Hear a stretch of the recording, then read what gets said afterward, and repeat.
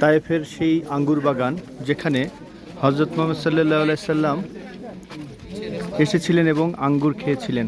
এখান থেকে সেই ঐতিহাসিক স্থান আপনারা দেখতে পাচ্ছেন। সেই ঐতিহাসিক স্থান আঙ্গুর বাগান। সব দর্শনার্থীরা এসেছেন এখানে দেখতে। কত কষ্ট করেছেন আমাদের প্রিয় নবী সাল্লাল্লাহু আলাইহি সাল্লাম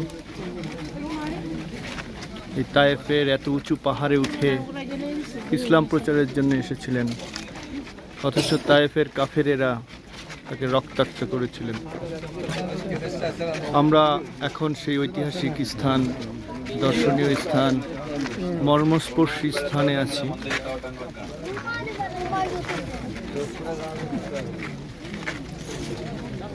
দেখুন কত দর্শনার্থী এই পুণ্যভূমি দেখতে এসেছে।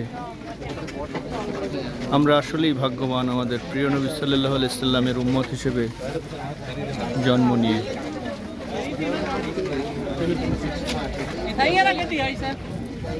সেই আঙ্গুর বাগানের এরিয়া, তায়েফের আঙ্গুর বাগান।